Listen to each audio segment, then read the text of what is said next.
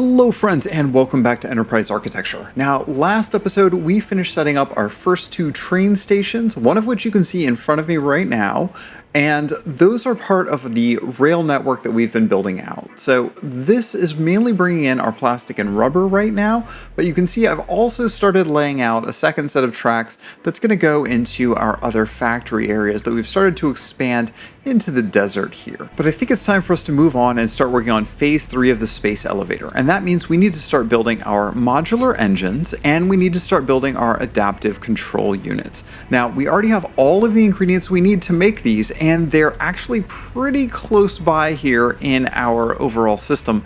We actually have those already routing down this way. So now all we need to do is set up a new factory for these parts.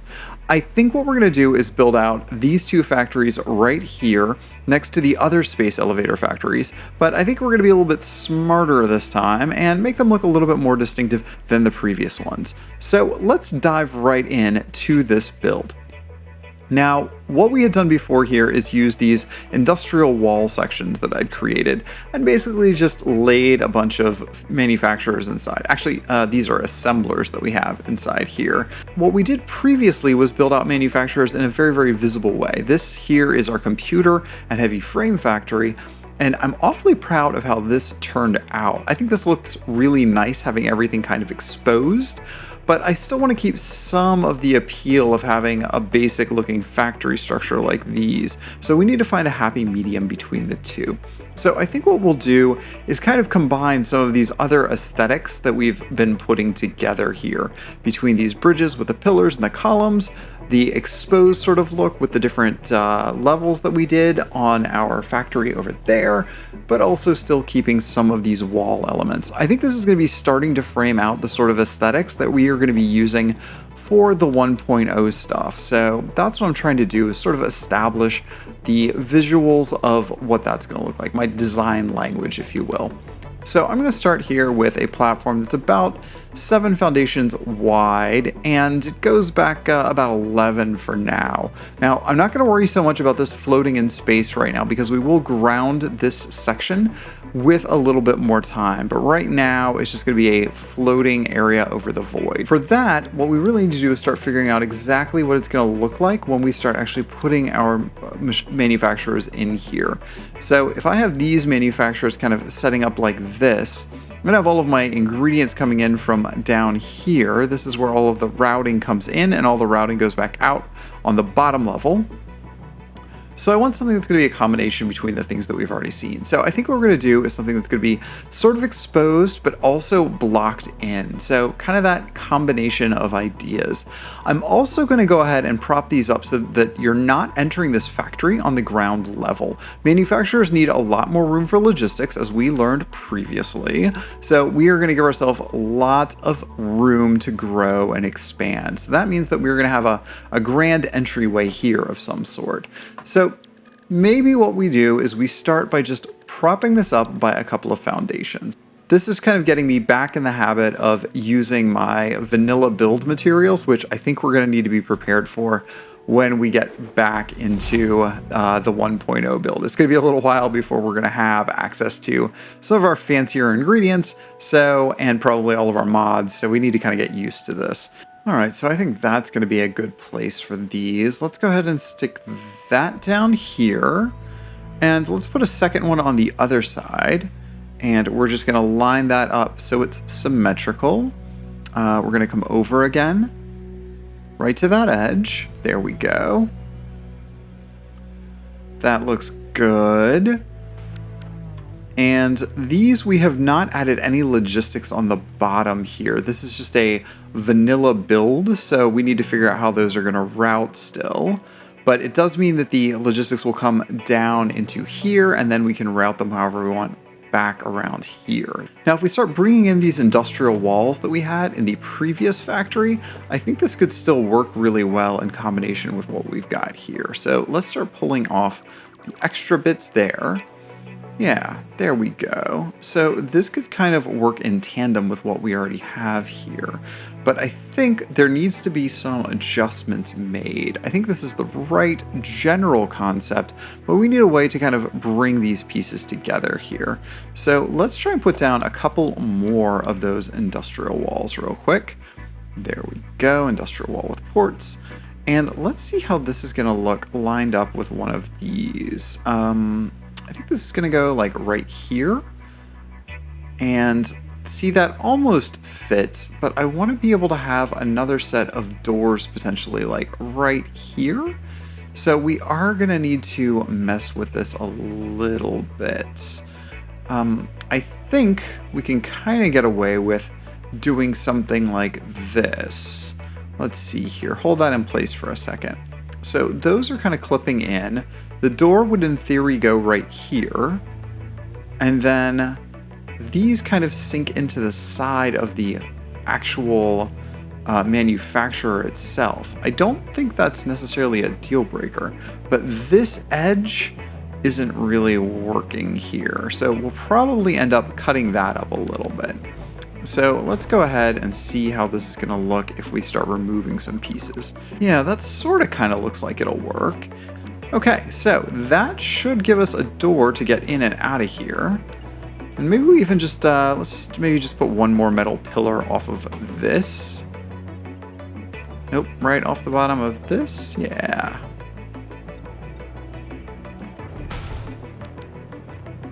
Yeah, that looks pretty good. Alright, I think we're generally getting there. This is at least in the right ballpark for, I think, what we want to do, but it still needs a lot more love and attention. I need to bring the metal walls together with the concrete in a way that kind of makes sense here. Right now, it's still kind of a mess, so we need to get to that point. I was thinking that we might start here first with adding some diagonal angles to it. That'll bring in some more of the elements that we had built in the previous factory, that is in our computer and heavy frames factory. Maybe for that, we just start adding in some of these corners. We're going to change the material type to match by using the grip metal foundations like that. And then we use these basic walls on top to kind of close out the front and make it look like it's solid all the way through. But obviously our little secret here is it is not solid all the way through. So we hold that in place and then we just rotate it. Just like that. And then we can actually just bring this over until it sits right down where we want it to. There we go. Just like that. And then we can actually then hold a second one here and move this over into place. And again, this is using infinite nudge to get us right where we want it. Then all we have to do is paint it red. So let's just do that real quick. There. And now we have a nice foundation that's nice and diagonal without having to do any weird higgledy-piggledy rotating of these foundations, because grip metal does not look good when it overlaps. All right, so as we start to tile these out, I'm thinking that a pillar's width here is basically a half foundation. So this might be exactly the right width to put this in at. So if we put this here, and then we go back and grab up our blueprint for our red manufacturers. Let's grab this one. And we should be able to nudge this into place exactly where we want it. So this is lined up perfectly with that one. So let's just go over half a foundation, just like that. And then that should work to perfectly line these up. Yeah, there we go. And then we'll just put the wall holes on either side of this. Now, that just means we need to repeat these at least one more set of times. So like 3 of these in a row rather than 4 to make sure that we're on an even foundation rhythm. So that should work for us in the long run doing it like this. And here we are on the other side. That actually worked out way better than I would have expected. That looks real good. And then the edges actually line up perfectly here for these weird things that are jutting out on the left side. It seems that our asymmetry of our walls and the asymmetry of the manufacturers kind of syncs perfectly for us. So let's go ahead and lock that in as well. Great. And we can just start playing with this to figure out how all the other pieces are going to fit together now. This is going to work really well. We can actually just throw grip metal foundations, the half-size ones, on the inside to close these gaps between them, because these kind of clip through right here. So that'll work perfectly. And that should line up right under the edge of this, so we don't even see it. There we go. Perfect. All right, this is coming along. This is working way easier than I would have thought. And again, this kind of goes to the whole idea of making sure that you've kind of got some sort of a design language figured out and that you have a bunch of big architectural pieces that you can reuse. That's going to make all of the rest of your build go so much quicker and so much smoother. Now, as I'm starting to think what the front decoration of this is going to look like, I'm thinking back to what we did in the last episode with our label sign decoration. I'm really proud of how that turned out, and I think we could do something very similar here again. So let's go ahead and throw these down to start. Now, the trick here is that the colors we used that time are different from what we want to do this time, right? We used that light blue here before. This time we don't want to use light blue. I'm wondering if we can get away with doing red without making it too ominous. So let's do a little bit of glow. See, that's orange. We don't want orange. How about 1 emission strength? That's still orange. What about no emission? Yeah, so we need something that's kind of in between those, right? These shouldn't actually be so bright. What does 50% look like? That's starting to look like an actual red. Can I bump this up and make it glow? Yeah, but now by making it glow, it makes it back to orange again. Okay, so we might need to stay right here with it.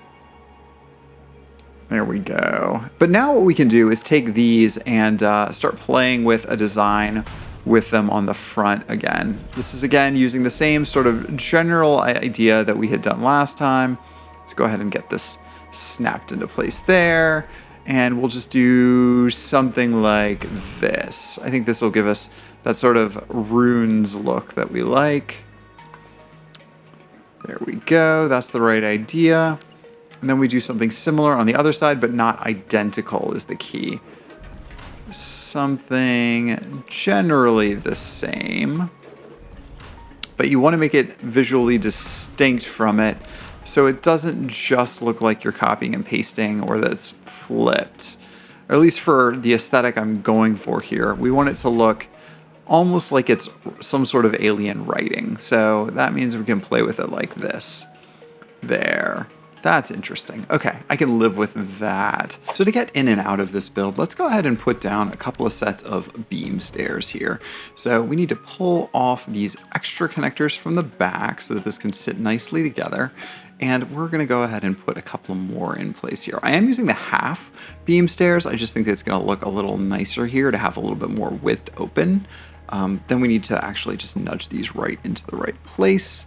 And see here, is that exactly on top of where that needs to be? I think that's exactly right.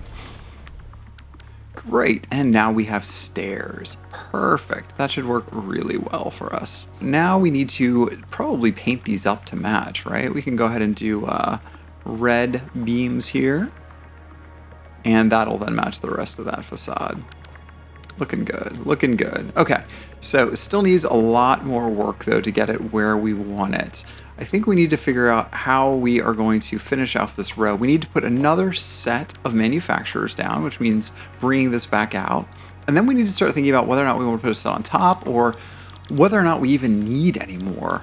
Let's assume that we are going to be doing the modular engine in this one. Okay, so 2 motors per minute. Oh, only half per minute. Ugh, that's going to be real slow, right? So let's see here. That's only going to be using 7.5 rubber per minute and 1 smart plating per minute. Yeah, we could definitely do better here, especially if we go ahead and bump this up to 200 speed. Still not going to be ridiculously fast. What are we at there? So 1 per minute, 2, 15, 2. Yeah, that still doesn't feel like a lot, does it? Okay, well, let's go to 250.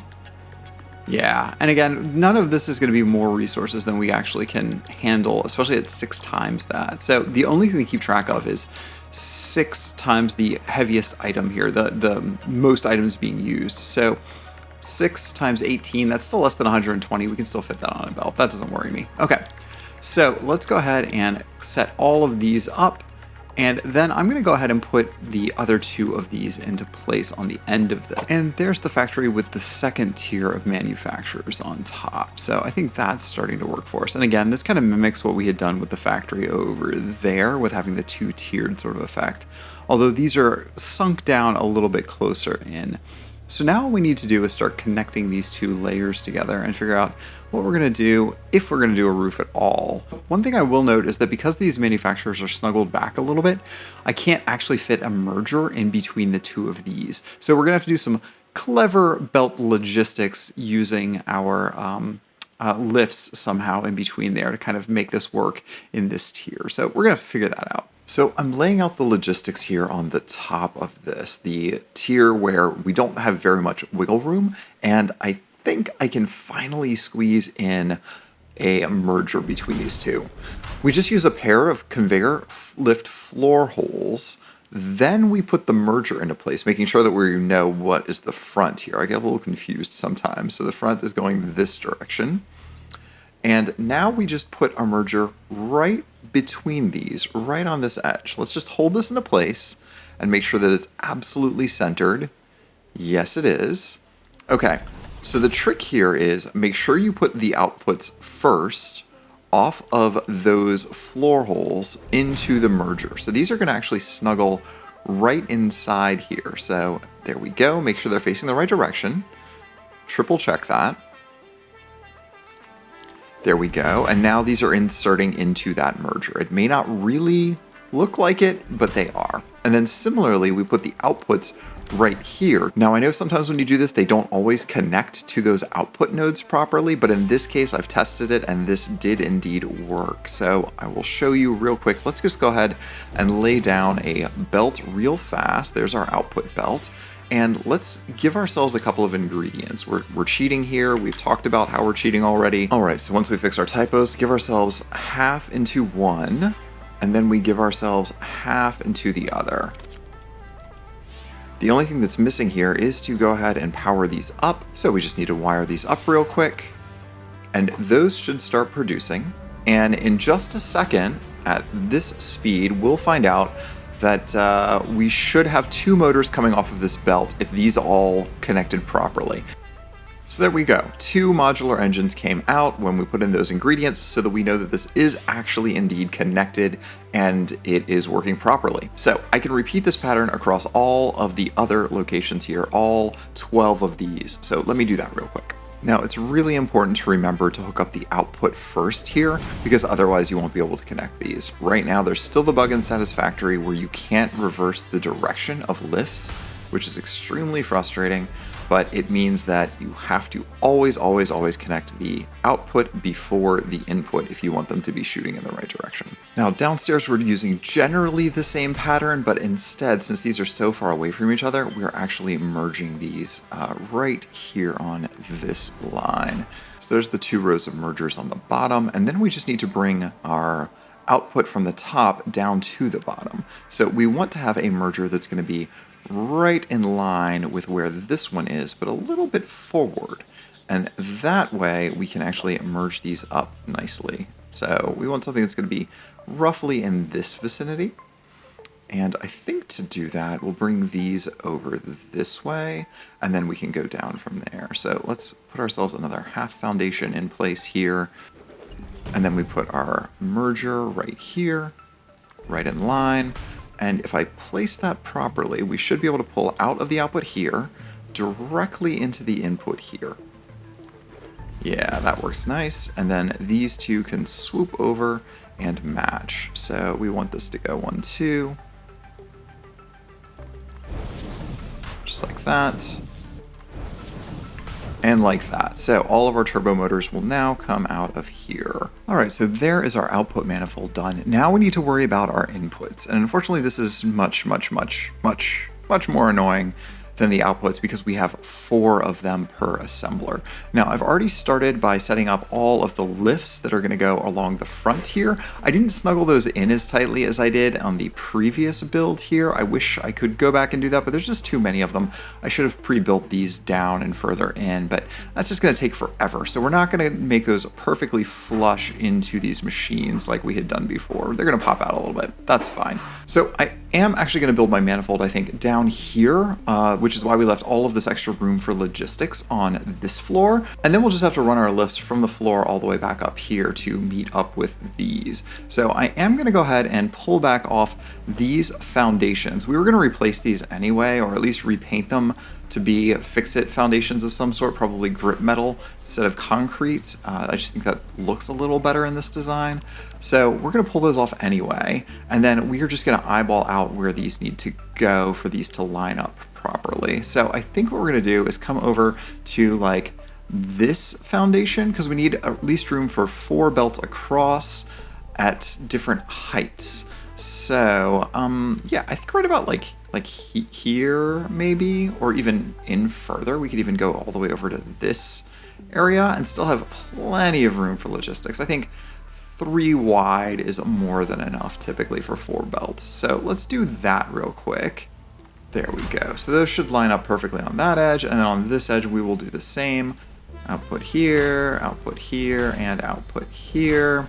Similarly on this side, let's turn these around. There's our outputs, just like that. All right, now we drop down to the floor here. Now we are gonna have 4 belts coming in this way, and then we need to get 4 belts up to there. This presents a interesting series of challenges, but it's not impossible. Now, the easiest way to do that is to stack these. So we'd basically have a set of floor holes here where we'd have 4 different logistics routes coming in. So let's just simulate this like this, right? 2, 3, 4. There we go. There's our 4 belts that would come in. And then ideally, we split these up by height so that they each have their own track, and then we can split them to either side. That's certainly one way to do it. I had in the last couple of builds a manifold system that I was using where we would have all of these basically diagonal to each other. Let me show you what I mean real quick here. If I come over here, these you can see are very much kind of on top of each other. And for whatever reason, it would mistake the inputs for the outputs. So if I connected this belt here and then tried to run one out of here, depending on the order that I placed the splitters in, it would actually give me the ingredients off of the previous belt, which is not what we want. So that's annoying. So I'm going to try to avoid doing these tightly condensed little manifolds in the future and try to keep to the vertical split whenever I can. Or maybe I'll do the thing where you drop down or rise up when you are splitting. I think that also works very, very effectively. So we're going to do one of those 2 things here instead of doing those really tight manifolds in the future, because that's just been really annoying to deal with. Everything else in the build works great, and then you get to that point and all of a sudden everything just kind of stops working. It's frustrating. It's very frustrating. All right, so we're just going to put the rest of these stacking poles up. And again, these are the X11 stacking poles, I believe.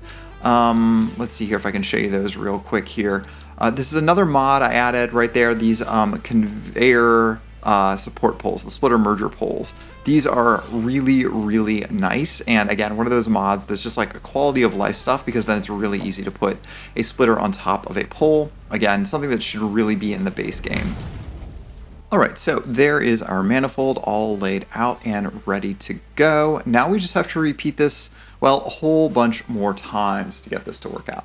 The other thing we need to do here, of course, is we need to actually add additional splitters on these so that we can go up to the next level and bring our ingredients to the top floor. Also want to point out that the actual inputs to our manufacturers line up very, very nicely with our grip metal foundations here. So if you're using any of those foundations that do the quads, not the default fix-it foundations, but the grip metal ones make it really, really easy to see the lines. And then all you have to do is center your floor holes, your belts, whatever, right along the center points of each of those quads that they have. And that'll make it really, really nice to be able to put things down on the grid without having to think too hard about it. So our logistics are all wired up now and items are flowing. We are slowly, very slowly but surely making our adaptive control units. Circuit boards seem to be one of the big holdups and automated wiring are the other. But I do think we have a bunch of those laying around. So yeah, it seems like some of these are full, some of these are not. So with most of our logistics done, it's time to start decorating this. I think that we've got a good foundation for decorating here, but we definitely need to do a lot more. We probably need to add a bunch more lighting here to kind of make this pop out a little bit better. We haven't chosen the best angle here. Again, the front is facing, what is this, southwest, west-ish? So we're not getting very good light on it, but that does give us some opportunity to add some interesting dynamic lighting to it. First things first, I want to do something with these pillars out front here. I was thinking maybe I'll go up just one level with them, which will block it just a little bit, and maybe not even a full 4 meters. Maybe we just do a little like 2-meter foundation here. And then I was thinking, actually, instead, I want to do some of these ramps from the foundations. So like one of these down corner ramps. Maybe we'll do a 2-meter of that on top.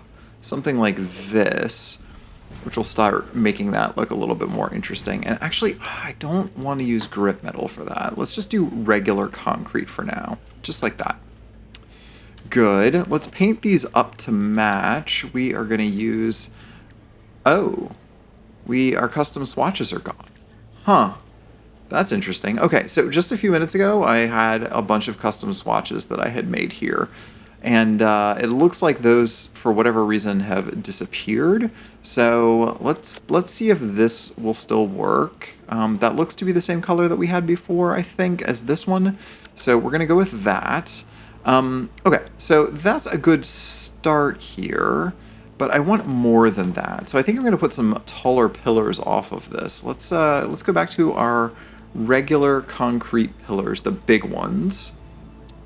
We're going to put this right in the center here, but then I'm going to take this and I'm going to sink it down into the pillar, into the concrete, so that we don't have a bottom edge showing. So that's 1 meter sunk in there. We're going to do 2 meters sunk in just to make this match a little better. I think that's right. Yeah, let's do that. And we'll do the same thing over here. We'll put this over here, hold that, and then sink it in at 2 meters. And then let's go up with this a bit.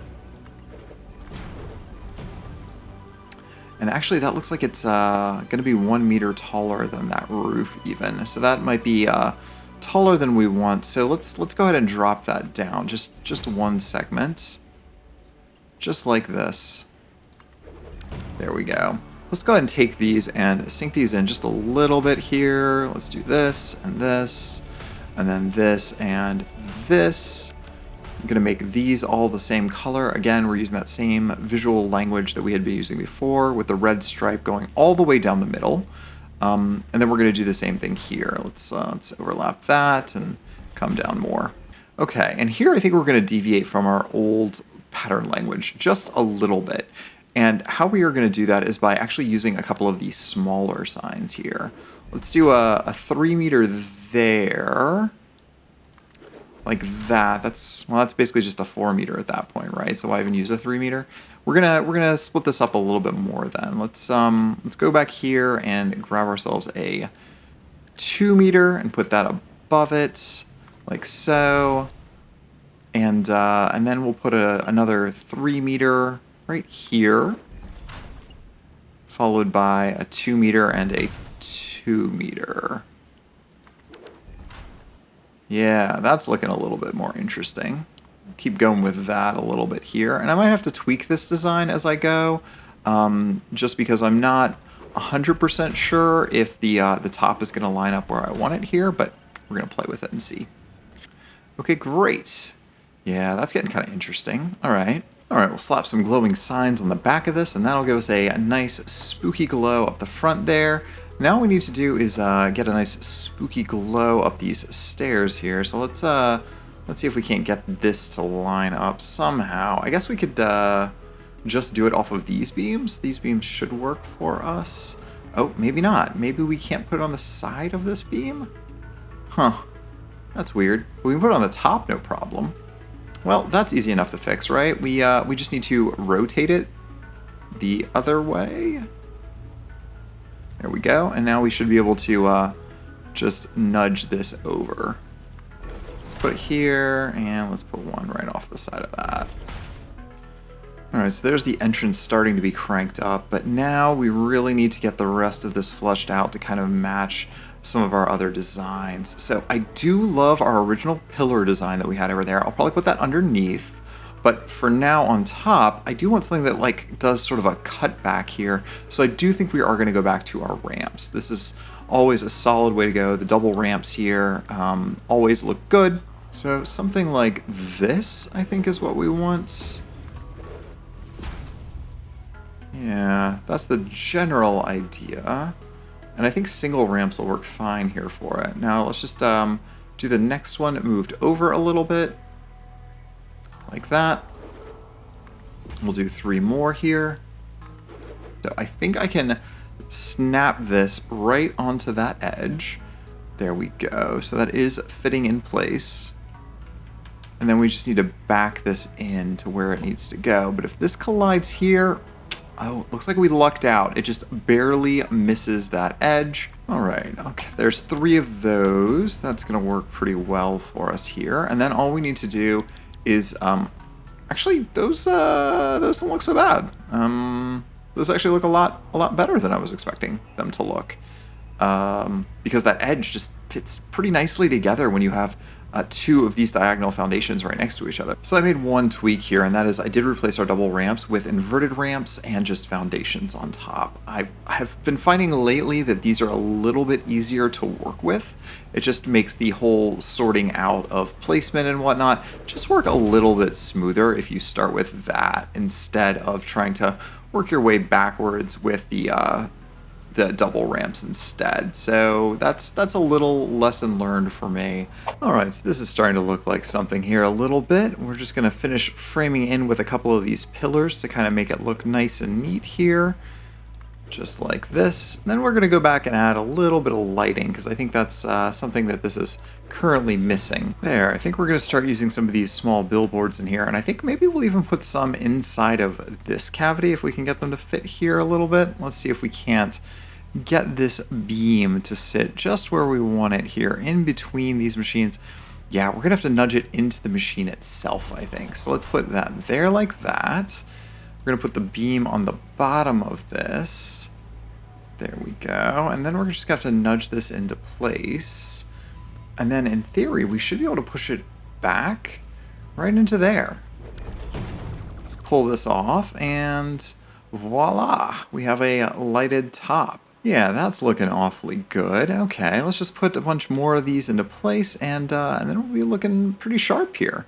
Alright, so I think this is about finished up. I still need to go back and finish the second building to match, but mostly this is the design I think I've landed on here. So we've got nice glowing columns in the front that kind of match our train station design we'd done before. We've got that overhead lighting that we did on the factory over on this side where we're doing our heavy frames and our computers. So that kind of matches, only this has got a lot more of the red glow to it. So I think this looks real sharp. Inside, I have skylights again. I've used this a couple of times, but I actually used roof flats and I rotated them so that the thick, chunky beam piece is in the middle between the two. That allows me a strip that I can put a label sign on all the way through here, and that way we have nighttime and daytime lighting. So I like that a lot. And then of course we have our rails coming out here. That gives us access to the rest of the facility. So I think this design turned out pretty well for us, and I'm pretty content with that. So the last thing to do today is complete phase 3 of the elevator now that we have all of the parts. So all I have to do is connect up these belts here and we will be good to go. Let's see, what is this? Versatile frames? Okay, great. So let's just bring that in here. So that's our versatile frames going in, but for our modular engines here and our adaptive control units, we are going to put those into a different container here because we basically need to limit the number going in there pretty significantly here. Okay, those are loaded, so time to step into our space elevator and get these launched.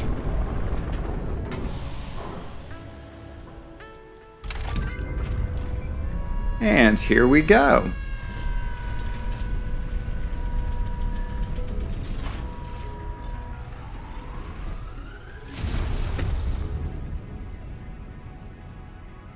right, and with phase 3 complete, that means we are pretty much halfway through the game at this point. Technically a little further past that, but all of the next ingredients in tiers 7 and 8 are really significant to build out. And just being quite frank, as I've mentioned before, we are about to have the 1.0 release, and that's going to throw a wrench in our plans. So I'm going to try and get as far as we can here in the short time we have remaining. There's about a month left until that comes out, so I'm going to see what we can get done between now and then. Maybe working on some of these mods that are not the core game that we haven't really played through. Maybe we try to get through the Refined Power Icarus project or something like that, just as an experiment, see what we can do.